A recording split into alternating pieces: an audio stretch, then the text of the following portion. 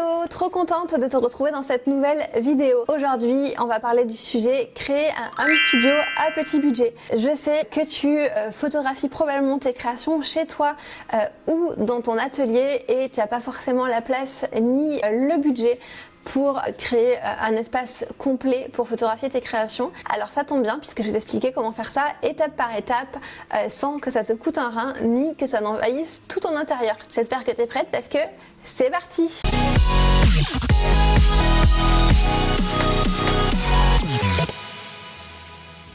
Avant qu'on commence cette vidéo, si tu as besoin de recommandations justement en fond, accessoires, matériel et éclairage, j'ai créé une base de données 100% gratuite dans laquelle tu peux retrouver toutes mes recommandations pour t'équiper pour ton setup photo. Donc n'hésite pas à la télécharger, le lien est dans la description.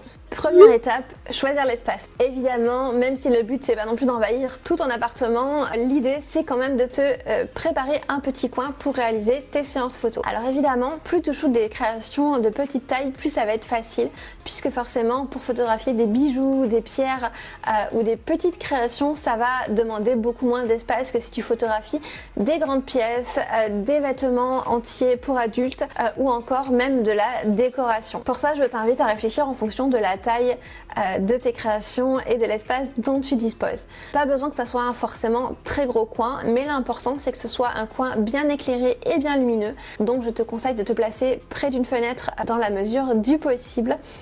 Et évidemment de t'assurer que cet espace reste relativement rangé tout le temps, ça sera beaucoup plus simple pour organiser tes séances photos. Deuxième étape, le fond, l'arrière-plan, la colonne vertébrale de tes photos. Les fonds, je te l'ai déjà dit, c'est super important et ça peut vraiment foirer comme donner toute ton âme à une photo. Donc c'est quelque chose que tu vas devoir préparer. T'es pas obligé d'investir dans des fonds professionnels, même si c'est vrai que c'est la méthode la plus simple, puisque tu peux trouver sur les sites spécialisés des fonds notamment en vinyle avec des imitations parquet, carrelage, marbre, enfin tout ce que tu veux et même des fonds unis, et ça c'est vrai que c'est idéal puisque c'est très facile à ranger, ça se roule, ça prend très peu de place, c'est facile à nettoyer et en plus de ça tu peux en avoir plusieurs pour varier les ambiances. Mais évidemment ça représente aussi un budget, donc t'es pas obligé d'investir, donc ce que tu peux faire c'est tout simplement te fabriquer toi-même tes fonds. Tu peux utiliser du carton que tu recouvres de tissu, que tu peins, tu peux aussi utiliser des plaques de MDF que tu vas peindre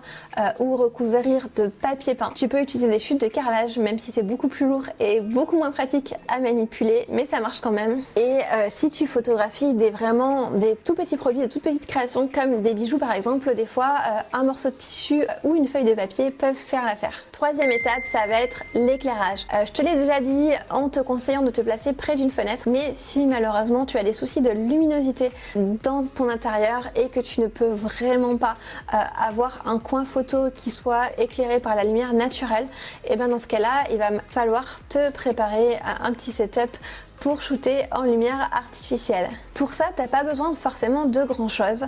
Tu peux acheter des petites ring lights qui ne coûtent pas très cher, mais sinon, souvent, tu n'as pas besoin de complètement tout investir en lumière artificielle. Parfois, tu as besoin juste de donner un petit coup de pouce à la lumière naturelle, et pour ça, je te conseille d'acheter un réflecteur. Un réflecteur, c'est quelque chose que tu peux acheter 5 en 1, donc c'est quelque chose qui va refléter la lumière, ça peut être soit blanc, soit doré, soit argenté en fonction du rendu que tu veux donner, et tu peux trouver des réflecteurs 5 en 1 pour très peu cher sur internet, mais tu peux aussi les fabriquer toi-même. Pour ça, encore une fois, du carton recouvert de papier aluminium, une plaque de polystyrène blanc ou encore une plaque de MDF que tu vas peindre, ça fera très bien le taf. Si tu as un grand miroir ou en tout cas un petit miroir si tes créations sont petites, ça peut également faire l'affaire pour refléter la lumière sur tes créations. Ça va permettre d'éviter tout simplement qu'il y ait une seule source de lumière, et ça va permettre donc d'éviter que la partie de ta photo qui n'est pas éclairée par la lumière du jour, elle ne soit pas dans l'ombre. En fait, ça va tout simplement